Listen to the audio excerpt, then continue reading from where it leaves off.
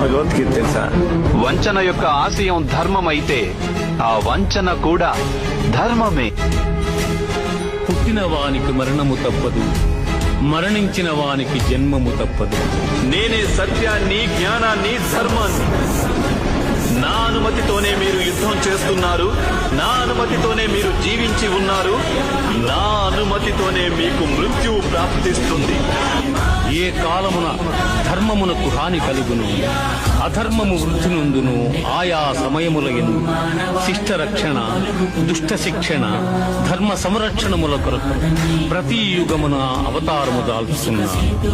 పొగ చేత అగ్ని, మురికి చేత అద్దము, మావి చేత శిశువు ఎట్లు కప్పబడును, అట్లు కామము చేత జ్ఞానము కప్పబడి.